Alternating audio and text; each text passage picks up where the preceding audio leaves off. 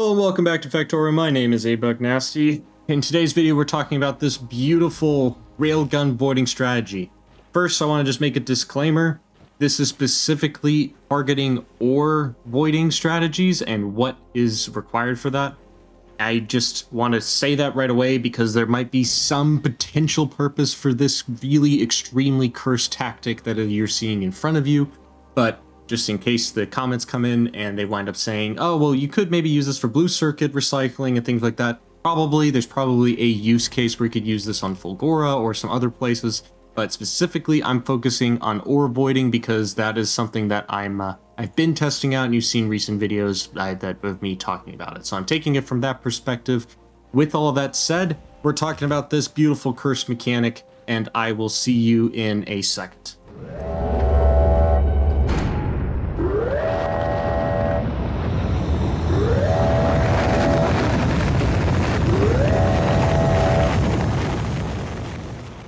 In today's exciting episode, we're destroying stuff with railguns. As of the results of the last video where I talked a lot about optimizing recyclers, there was a lot of comments, and even in my own Discord, saying you should try destroying things with a railgun, and also running things over with a train. We'll get to the train thing eventually, but this is going to be a short video just talking about this mechanic. So what you're seeing in front of you is... there is a way that you can perfectly get this to always fire exactly in the correct location. So we use this on Novice. We could do this with a captive biter spawner. You could also do this by shipping around productivity 3 modules and recycling them on a timer. So there's different ways to do this. To give you a quick overview of what I'm doing here. So we're producing 4 lanes of uncommon ore. And the concept here is we have a whole bunch of things all clocked. So we have all the cars and trains all completely disabled. So they are completely disabled so that there's in the command that you can do to turn them off. And the reason for that, anyway, that's not going to be the problem with the optimizations here, but just want to bring it up. So the idea here is to have, and I'm using a tank here so that I can cover this gap and then get these 2 inserters always constantly pulling out of these 2 cargo wagons. That's 240 per second with 2 of them, 120 a piece. And these 3 are 80 ore that they can basically put onto a belt a piece for a total of 240. And we are then constantly producing ore here. So initially when you look at this, it's like, well, this is super cheap. We've got like barely anything really having to go on at all because they were just railing through and destroying all these chests, right? So let me first talk through how this even works. So I've got a clock here that every 800 ticks is going to go and bring out another egg. Those eggs get stacked up in a chest, and you'll see here that this is constantly just getting to the point where it's about to hatch, and then this can swing just in time and pick up the next one. So these are constantly hatching in its hand every 20 seconds or so, and you'll see that this then voids and destroys all the ore that's in here. So, this actually kind of works because when biters are put down, if you watched my prior series where I talked about pollution control, then you will have understood some of the mechanics of it, but as a refresher, so let me go to my, where is it? Pollution control, tools, there's a wall blocker, so the biters in general are going to spawn on a 3x3 grid system, so they're always going to spawn in this way. So normally if you place this over a biter spawner, then nothing will spawn over it. That's usually used in the early game, or just in general if you just want a nest, but you don't want to trigger pollution, and you don't want biters coming out of it, you can just put a whole bunch of walls all the way around it, which is a wonderful concept. But the same concept can also be in general used to form a grid pattern around where the eggs are going to spawn. So you can do the same thing by placing walls around it. So you can see like I have the main areas here, but then there'll be still the occasional area where they could potentially spawn if this hatched. So the idea was here just to create a nice little grid where there are going to be a minimum of, or basically a maximum of 4 walls that are going to get destroyed, and then the extra is here because I didn't want to bother with minimizing or maximizing and getting the exact amount of grid items that needed to be there. But basically, at a high level, you put the egg here, it'll eventually hatch in its place, railgun will fire. Now, I didn't bother simulating the rest of the items, like producing railguns and actually transporting the bioflux. I just have infinity chests doing that here. And I'm also not accounting for the fact of creating the steel chests and the potentially if there's anything else that got destroyed here, so the repair packs and or the walls. So there are a 100 bots here just to quickly replace all the items that need to in one go. And yeah, so this is going to be compared here against the same exact design that I've got for the recycler. So in the last video, this was the best design. We created this, so we have 40 lanes of this material that is being crafted. This is the full footprint of what that would kind of look like. I have all the blueprints included in my blueprints book if you want to check out one of these and use it. But this is effectively the way that we're doing this is a test of 40 of these, 40 lanes total. And we'll go back to our voider test. And you'll see here that we are also producing, but except there's a lot more space here, but there's 10 copies of 4 lanes, so that's making 40 of them. So that's how we have this test set up today, and we wanted to see if this is a cheaper way to destroy all the ore here. The main goal would be that the entity time would be lower. So, without further ado, let's quickly talk about the benchmark results, and then I'll talk slightly about the designs a little bit. So let's go and hop over to Visual Studio Code so that we can see that. All right, make this full screen and so we can see it. Fantastic. Okay, so the core concept here is, okay, so I had to change my charting library a little bit to present a new data point, but there are 2 maps. There is the Recycler 40 version, that's 40 lanes, that's what I showed just a second ago with the recyclers, and there's the biter voiding.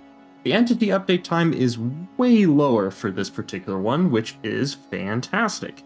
The problem, though, is I originally, when I tested this, I had a big other category. I was like, what is that? Well, I've never had to test it before, but that big orange thing is particle update time.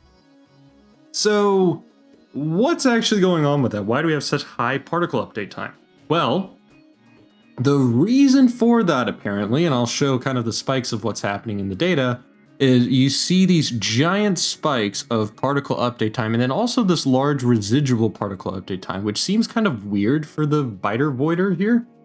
But, yeah, so let me explain what's going on with that specifically by hopping back into Factorio and showing that. So what's going on is if I go here into the F5 menu, and to turn on debugging, and then what you can do is you can show active particles here, right? So we turn that on, and then you see these little numbers are showing up in the map.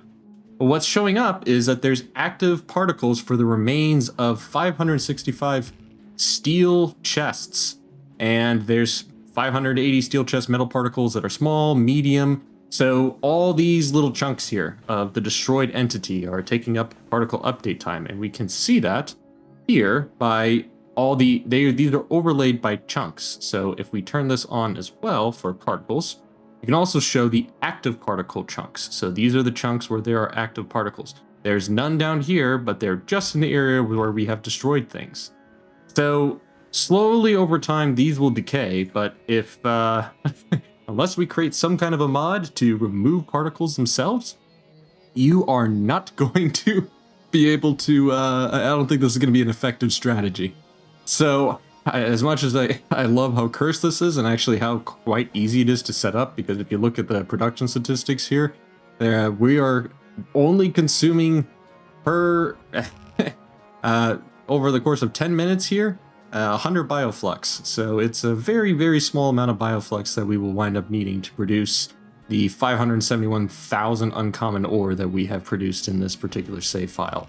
So it's a very small cost, but in terms of the particle update time, and we can see that also if we show the time usage, and you can see that the particle update time is constantly hovering, if I can find it, about 0.2 milliseconds, and then spikes up to a full whopping 1.3 ms of update time just for particles.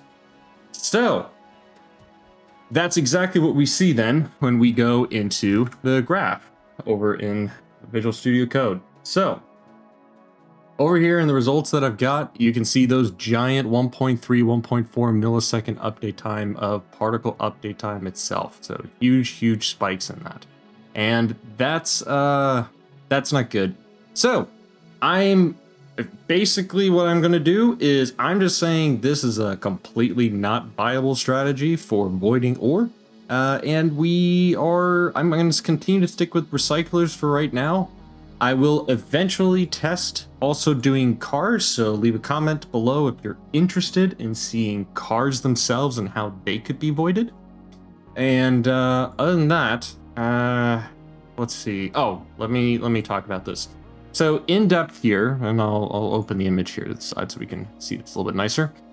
So in general, the entity update time is drastically lower. So the recyclers use a lot more entity update time because they're constantly processing and destroying items. So for that reason, we're also, because we're getting a quarter of those items back, we're going to see that a quarter extra items are always getting processed because the recyclers are always returning those back, right? So you have constant recycler entity update time. So in this case, we're using no recyclers at all.